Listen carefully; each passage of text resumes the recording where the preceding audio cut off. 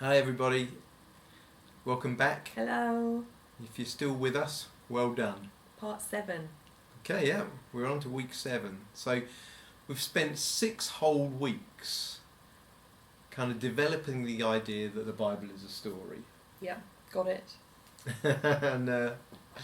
and to try and understand what that story is. And that's really what we're going to do this week.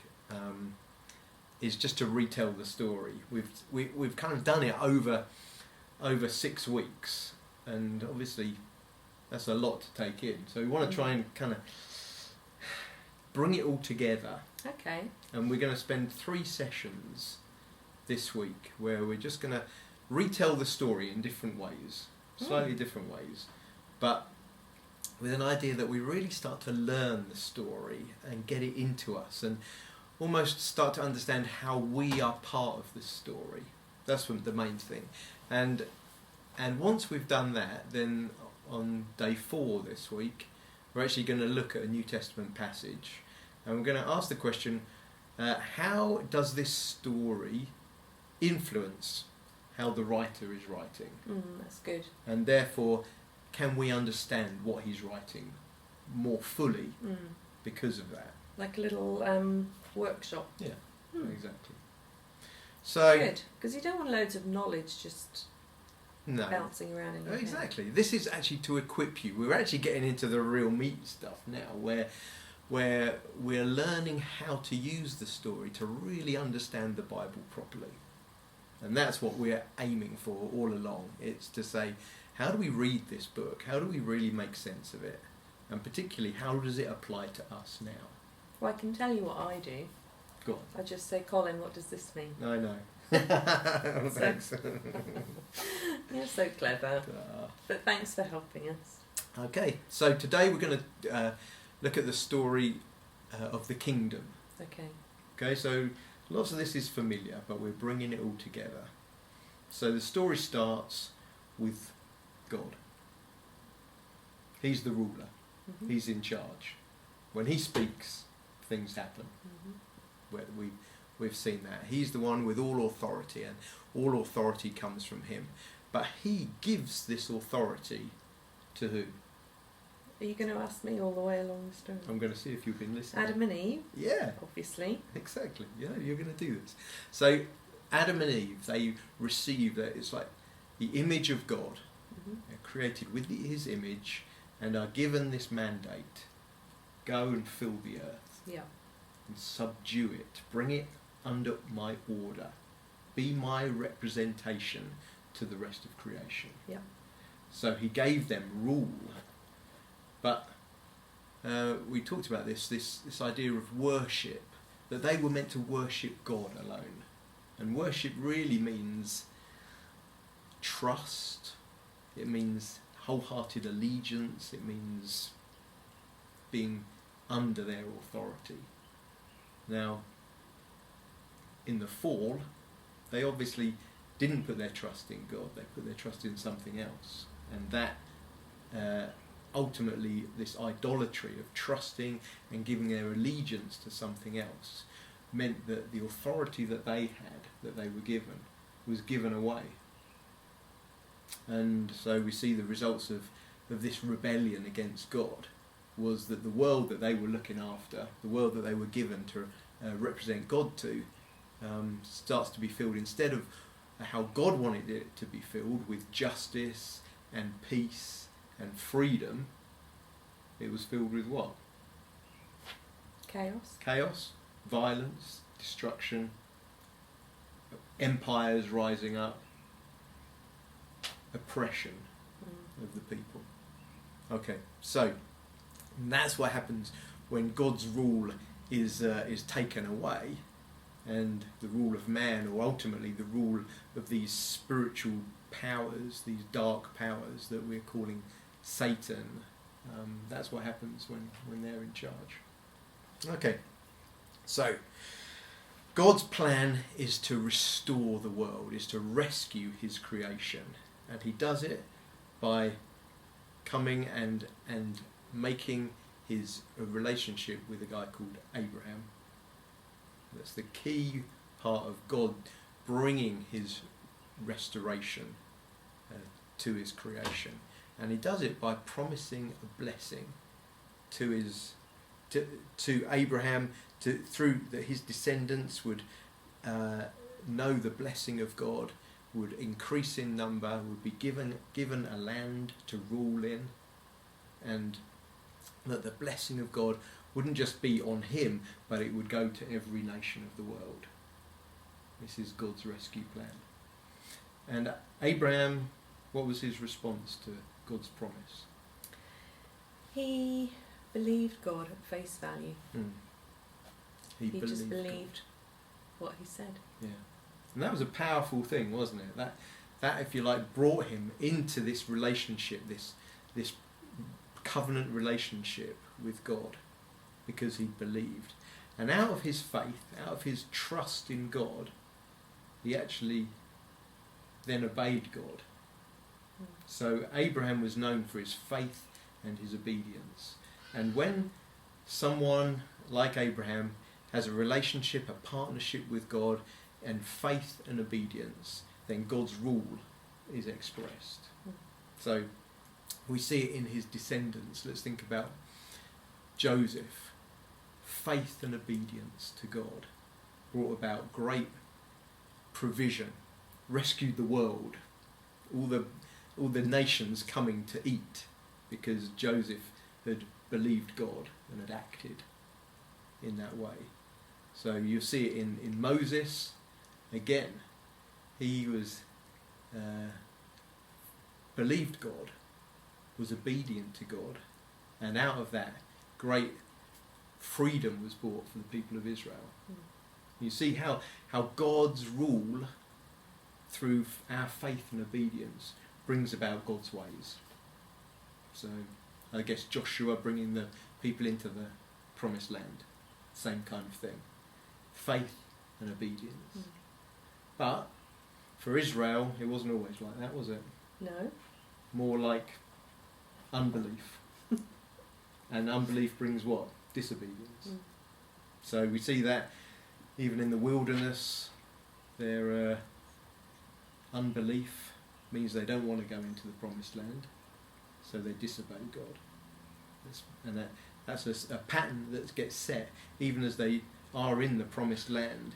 There's unbelief and there's disobedience, there's idolatry, worshipping other gods, and so they're filled with oppression, violence, bloodshed, all the things that are part of the kingdom of darkness. Okay? But we see David raised up in this time, and David, the Bible says that he was a man after God's own heart. So in other words, he reflected something of God, and this rule that he brought actually was brought security and prosperity to the land.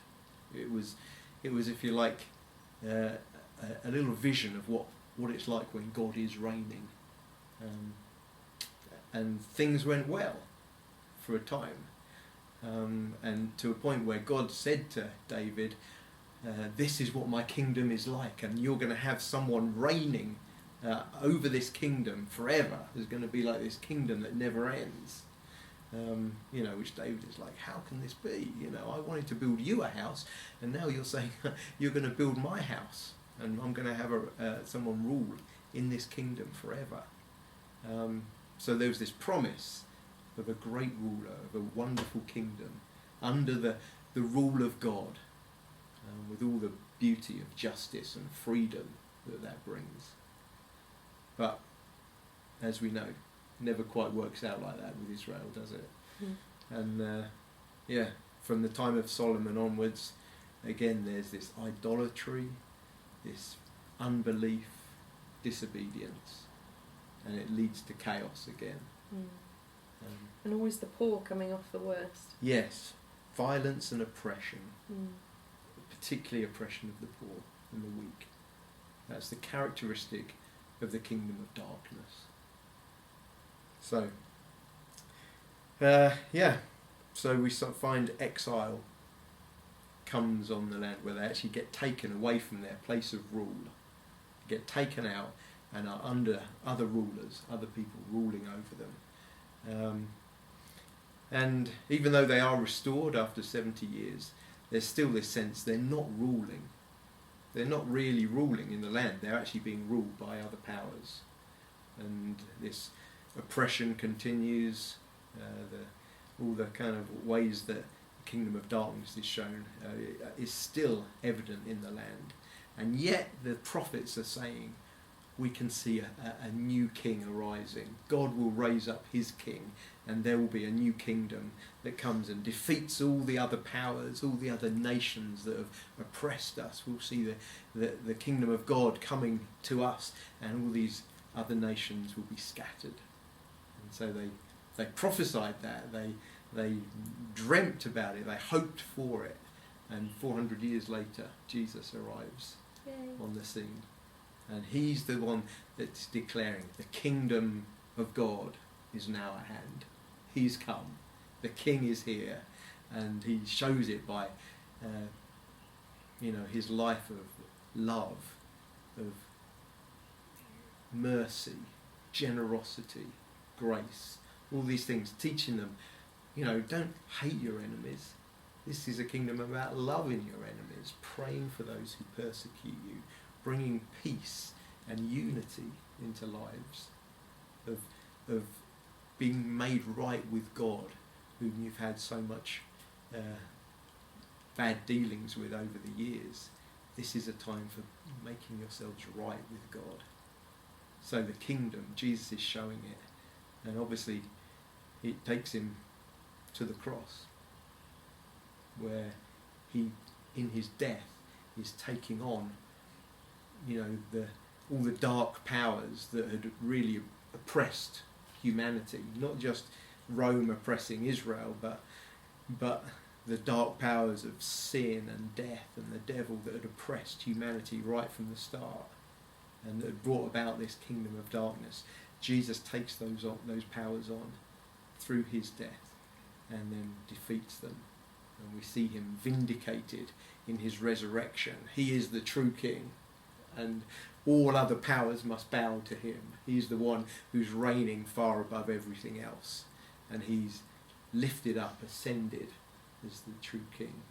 And those who are following him are therefore brought into his kingdom to serve and to worship alongside him as our king. He's our king, and we are expressing his rule, his kingdom now, through our faith and through our obedience. And that is bringing his kingdom, his rule, here on earth, just like it is in heaven. That's the where we are now. We have this kingdom inside, the kingdom of God inside the kingdom of darkness.